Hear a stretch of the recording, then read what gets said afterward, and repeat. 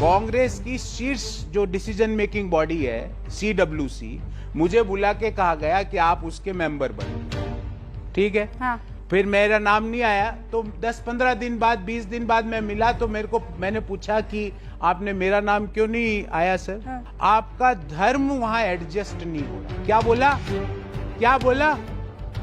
अरे मेरा धर्म नहीं हो रहा तो फिर मैं ऐसे अधर्मियों के साथ एक क्षण नहीं रह सकता। जय हिंद, वंदे मातरम। दोस्तों आपने सुना गौरव वल्लभ जी जो पहले कांग्रेस के प्रवक्ता थे, कांग्रेस में थे और बीजेपी से काफी डिबेट करते थे। अब वो आ गए हैं वापस बीजेपी में, कांग्रेस छोड़कर। लेकिन उनको क्या कहा गया? उनको कहा गया कि आपका जो धर्म है, क्योंकि वो सनातन धर्म, हिंदू धर्म को मानते हैं, तो कहा गया कि आपका जो सनातन धर्म है वो उस वजह से हम आपको इस कमेटी का मेंबर नहीं बना सकते। वो राम मंदिर जाने का सपोर्ट करते थे, लेकिन कांग्रेसियों ने उनकी बात को नहीं सुना। हिंदुओं की कांग्रेस में कोई भी वैल्यू नहीं है, सनातन धर्म की कांग्रेस में कोई भी वैल्यू नहीं है। दोस्तों वैसे कहा जाता है कि हमारा देश जो है वो एक सेकुलर मुल्क है। अगर हमारा देश एक सेकुलर मुल्क है तो यहाँ बात होनी चाहिए। सेकुलर का मतलब होता है धर्मनिरपेक्ष या पंथ निरपेक्ष। निरपेक्ष का मतलब आप समझिए, यहाँ पर निरपेक्ष का यह मतलब है कि किसी का भी पक्ष नहीं लेना है। निरपेक्ष का मतलब तो यही है ना कि आपको ना हिंदुओं का पक्ष लेना है, ना आपको मुस्लिमों का पक्ष लेना है, ना क्रिश्चियनों का लेना है, ना सिखों का, ना पारसियों का, किसी का भी पक्ष नहीं लेना है। आपको निरपेक्ष रहना है, यही मतलब है। अगर मैं ठीक समझा हूं, आपने तो कमेंट में बताइए अगर मैं गलत समझा हूं कि धर्म निरपेक्ष मतलब। ठीक है, वैसे धर्म निरपेक्ष नहीं होना चाहिए, क्योंकि धर्म जो है हमें जीना सिखाता है। धर्म जो है वो हमें सही रास्ता सिखाता है। धर्म ये हिंदू हो जाना, मुसलमान हो जाना, ये धर्म नहीं होता है। धर्म होता है इंसानियत के तकाजों पे रहना, झूठ नहीं बोलना, चोरी नहीं करना, धैर्य रखना, विद्या अर्जित करना, ज्ञान लेना, है ना। ये धर्म की डेफिनेशन हमारे मनुस्मृति में दी गई है। तो धर्म की डेफिनेशन अलग है। पंथ निरपेक्ष की भी अगर हम बात करें तो पंथ निरपेक्ष कौन होता है? जो कि किसी का भी पक्ष नहीं लेता है। लेकिन यहां पर देखिए बीजेपी का जो मैनिफेस्टो है उसमें उन्होंने कभी भी ऐसी चीजें नहीं कही हैं। वो ये बोलते हैं कि हम सबका साथ चाहते हैं और सबका विकास होना चाहिए। विकास के लिए अगर आप बात कर रहे हो तो आप भेदभाव नहीं कर सकते। आप सबके विकास की बात कर रहे हो तो आप भेदभाव नहीं कर सकते। लेकिन आप सुनिए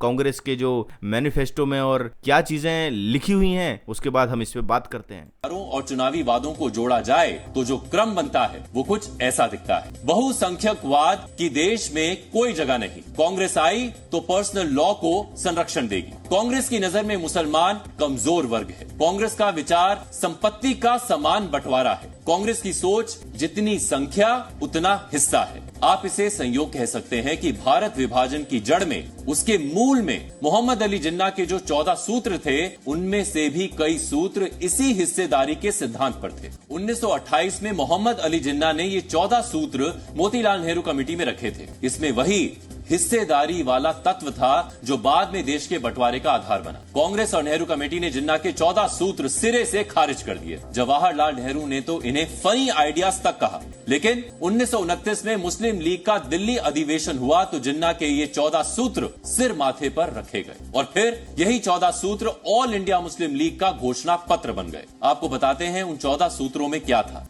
धर्म, संस्कृति, शिक्षा, भाषा में मुस्लिम अधिकारों की सुरक्षा, पूर्ण धार्मिक स्वतंत्रता, पर्सनल लॉ में कोई दखल अंदाजी नहीं, केंद्रीय विधानमंडल में मुस्लिमों के लिए 1/3 सीटें, राज्य विधान परिषदों में 1/3 मुस्लिम सीटें रिजर्व, सर्विस और निकायों में मुस्लिमों को पर्याप्त प्रतिनिधित्व, मुस्लिम आबादी के लिए अलग से निर्वाचन क्षेत्र रिजर्व, किसी प्रस्ताव पर 3/4 मुस्लिम खिलाफ हो तो रद्द, पंजाब, बंगाल, NWFP में मुस्लिम बहुमत का संरक्षण हो। आपने देखा जिन्ना के हर सूत्र का सार था हिस्सा। नेहरू कमेटी ने जब जिन्ना के ये सूत्र ठुकराए तो जानते हैं उस रिपोर्ट को मुस्लिम लीग ने क्या कहा था? उसे कहा था मुसलमानों का डेथ वारंट। रिपोर्ट को नहीं माना और आखिर देश को बांट दिया। दोस्तों मुस्लिम पर्सनल लॉ का संरक्षण करना अगर आप चाहते हो तो कहीं पर भी सेकुलरिज्म यहाँ पर नहीं है। भारत पाकिस्तान के जब टुकड़े हुए तो ये बोला गया कि पाकिस्तान में जाएंगे, मुसलमान और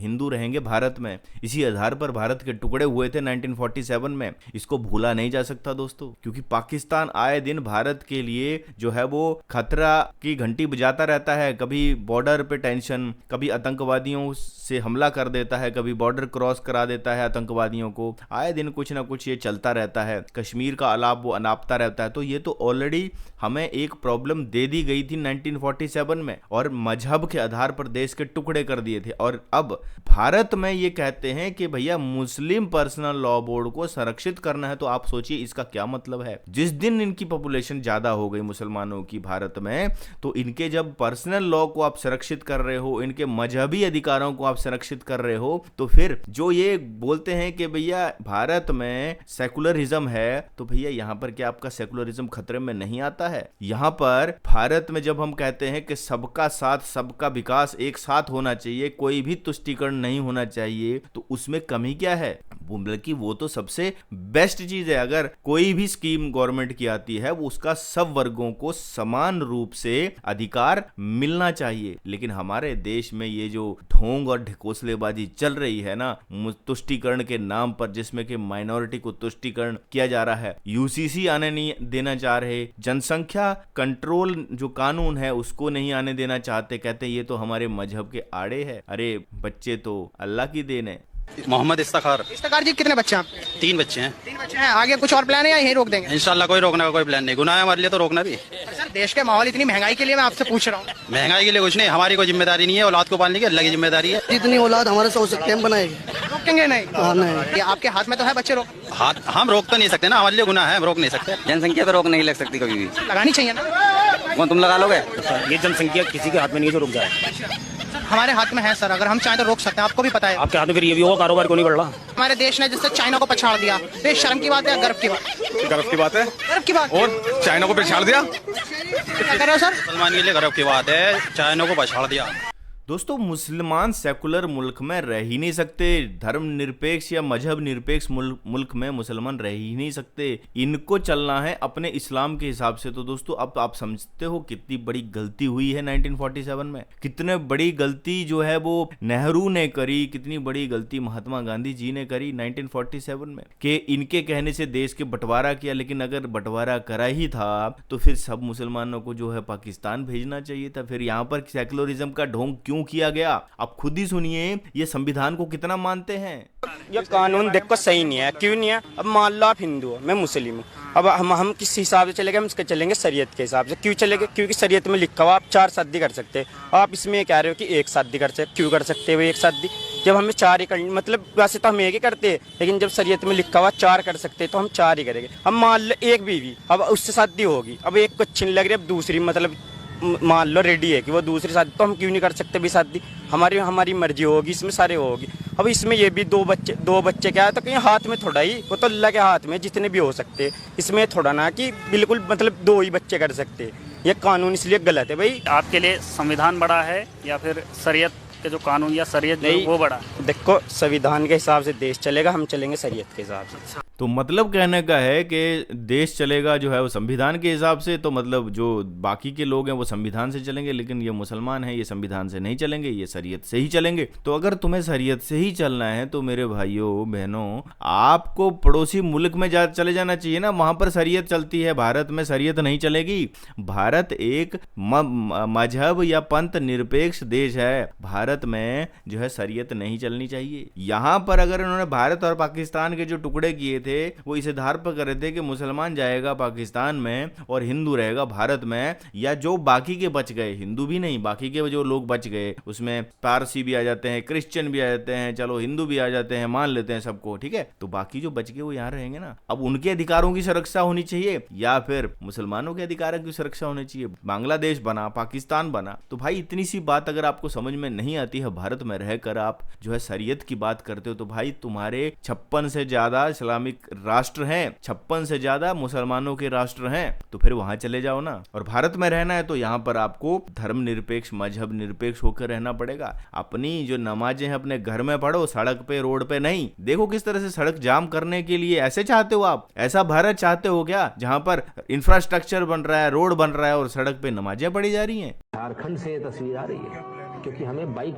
JH झारखंड की दिख रही है। ये पिद्दी से बच्चे हैं, जरा से। ये यहाँ भी बैठ सकते हैं लाइन लगाकर, इस तरफ मुंह करके, उस तरफ मुंह करके, कैसे भी करके एक के पीछे एक बैठ सकते हैं, लेकिन इन्होंने सड़क पर बैठना। ये ट्रेनिंग देखिए आप, ये पिद्दी से बच्चे, अभी से इनकी दम देखिए, इन्होंने पूरी सड़क को जाम कर दिया। अगर आपको अभी भी आपका भविष्य नहीं दिख रहा तो अफसोस, फिर आप जिंदा नहीं, आप मुर्दा हैं। तो ये वीडियो झारखंड की थी, जहाँ पर ये पिल्ले से बच्चे रोड को जाम कर दिया है अपनी नमाज के लिए। अगर इन्हें इतनी ही नमाज की थी तो साइड में एक लाइन में बैठ सकते थे। ये ऐसे ही क्यों बैठना था इन्हें? ये कोई नॉर्मल नहीं है, ये प्लानिंग के जरिए हो रहा है सब कुछ। मेरा तो सभी हिंदू भाइयों से एक रिक्वेस्ट है, जहाँ भी ये दिखे इन्हें उठाओ, कोई रुकने की जरूरत नहीं है। ये कोई तरीका नहीं है नमाज करने का, क्योंकि आज तो ये सिर्फ रोड पर कर रहे हैं, कल को कहाँ करेंगे ना तो आपको पता ना मुझे पता। दोस्तों सुनने में बुरा लगता है लेकिन देखने में भी बुरा लगता है। ट्रैफिक जैम हो गया दोस्तों, किसी के अंदर हिम्मत नहीं है कि उनको उठा सके। ऐसी सरकारें लाना चाहते हो जो कि मुस्लिम तुष्टीकरण करती है? ऐसी सरकारें लाकर आप भारत को कहां ले जाना चाहते हो? ऐसे बनेंगे हम भारत नंबर 1 डेवलप्ड कंट्री? नहीं बन सकते दोस्तों, बिल्कुल भी नहीं बन सकते। ऐसी सब चीजें करोगे तो कानून की तो धज्जियां उड़ेंगी, भारत की बर्बादी होना तय है।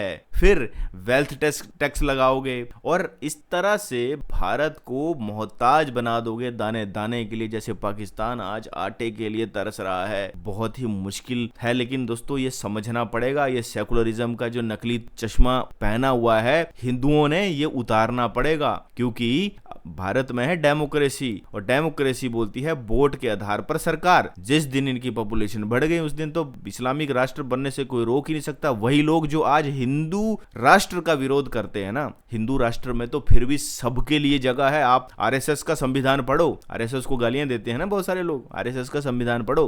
RSS कहता है हम राष्ट्र के लिए काम करते हैं, राष्ट्रीय स्वयंसेवक संघ। उसके नाम में कहीं भी मजहब पंथ संप्रदाय की बात ही नहीं है, कहीं भी नहीं है। राष्ट्र के लिए बात होती है वहां पर। राष्ट्र के लिए जो अपनी सेवा आप कर सकते हो उसका वो संघ है। देश सेवा के लिए कहीं पे बाढ़ आ रही है, कहीं पे भूखमरी फैल रही है। कोरोना काल में जो RSS वाले थे उन्होंने कितनी हेल्प करी लोगों तक फ्री राशन पहुंचाने में। सरकार के जो नीतियां थी फ्री राशन की, उसको RSS वालों ने घर घर पहुंचाया, लेकिन लोग उन्हें गालियां देते हैं। उनके अगर वो परेड कर रहे हैं तो परेड तो सेल्फ प्रोटेक्शन के लिए है। कहीं भी हमला अगर हो जाए और सेल्फ प्रोटेक्शन भी ना अगर बंदा कर पाए तो क्या फायदा उसका? उसको ये लोग ऐसा बनाते हैं कि RSS तो देश के लिए खतरा है। RSS देश के लिए खतरा नहीं है दोस्तों।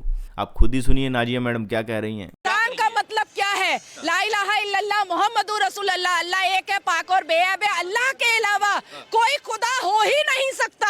आप लोगों को शर्म आनी चाहिए। आप लोगों को लाउड स्पीकर के खिलाफ सुप्रीम कोर्ट में जाके केस करना चाहिए। क्यों? आपके भगवान राम नहीं है, पर अजान 5 वक्त ये बोलता है कि अल्लाह ही एक है, अल्लाह के अलावा तो कोई खुदा और भगवान ही नहीं है। आप लोगों को शर्म आनी चाहिए, आप लोगों को बात करनी चाहिए इस बारे में। पर मुझे ऐसा लगा कि मैं इस भारत की धरती पर मैं नमाज तो आप भी पढ़ती हो तो आपको तो सुनिए, मैं कहीं भी मुसल्ला और नमाज बिछा करके ना नमाज नहीं पढ़ती हूँ। नमाज पढ़ने के लिए मेरा घर है, और नमाज पढ़ने के लिए मर्दों के लिए 3 लाख से ऊपर यहाँ मस्जिदें जो है वो नेहरू साहब बना के गए हैं। तो काहे नहीं उसमें पढ़ रहे हो जा करके? यही अवैसी कहता है नौजवानों हैया अलल सलाह और हैया अलल फलाह की सदाएं सुनो और मस्जिद जाओ। तो मस्जिद कैसे जाएगा? तो आपने सुना किस तरह से कहते हैं कि एक ही खुदा है, उसी की पूजा होनी चाहिए, कोई भी पूजने लायक है ही नहीं, ऐसा ये नमाजों में बोलते हैं।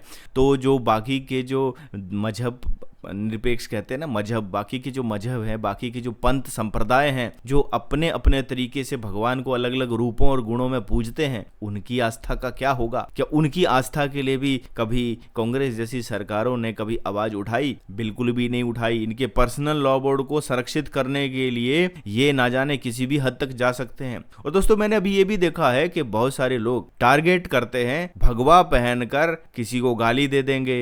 अपनी बाइक के आगे देखिए किस तरह से भाजपा का निशान लगाकर ये लोग क्या कर रहे थे, खुद ही देखिए। ये देखिए एक और नया तरीका, स्टिकर जिहाद। मनसा वही पर तरीका नया।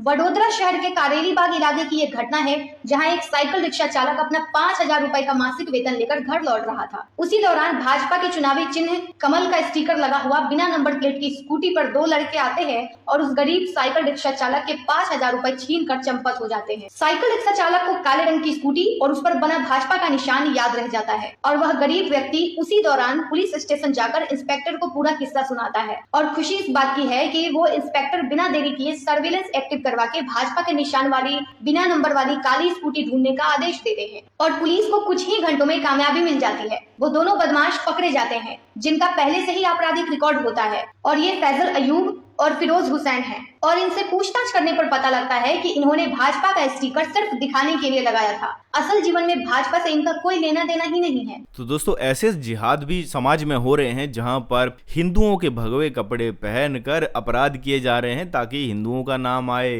कितनी बड़ी बात है। बीजेपी के स्टिकर लगाकर चोरियां की जा रही हैं ताकि ये प्रूफ हो सके कि भैया बीजेपी चोर है। ध्रुव राठी भी तो यही कर रहा है कि जब यूक्रेन और रशिया की लड़ाई लगी थी वहां पर बहुत सारे भारतीयों को और नॉट ओनली भारतीयों को वहां पर जो पड़ोसी मुल्क हैं उनके भी जो स्टूडेंट्स थे उनको भी मोदी जी ने बचाया था। उन दोनों को बोला था सीज फायर करने के लिए। लेकिन किस तरह से देखिए ध्रुव राठी और उसके चमचे किस तरह से मजाक उड़ा रहे हैं। मैंने कहा था ना कैसी भी सिचुएशन हो मोदी जी हमें घर ले आएंगे। मोदी जी ने वॉर रुकवा दी पापा।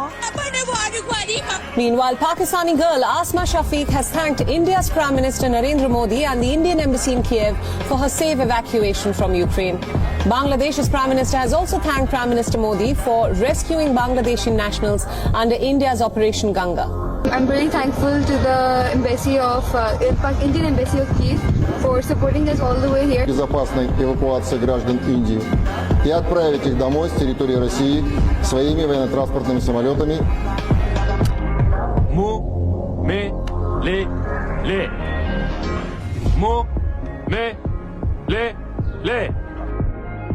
तो ये तो एक्सपोज हो ही रखा है। ध्रुव राठी को तो इतने लोगों ने एक्सपोज कर दिया है कि मान लो उसके छुपने की जगह नहीं है। लेकिन दोस्तों ये सिलसिला कंटिन्यू रहना चाहिए। ऐसे शख्स को बिल्कुल आपको एक्सपोज करना चाहिए। हर प्लेटफॉर्म पे ऐसे लोग एक्सपोज होने चाहिए। लेकिन अभी भी ना हिंदुओं को समझ नहीं आ रही होगी। जो चमचे किस्म के लोग हैं उन्हें समझ नहीं आ रही, तो उनको समझाने के लिए मौलाना जी कुछ बोल रहे हैं, वही सुन लीजिए। शायद इनकी डायरेक्ट बात आपकी समझ में आ जाए। अभी भी वक्त है, हिंदुओं तौबा कर लो, अल्लाह के रसूल से माफी मांग लो, वरना तुम्हारी लाश चीता भी नहीं जलाया जाएगा। तुम्हारी लाश को चील कुएं गीदड़ खाकर खत्म करेंगे।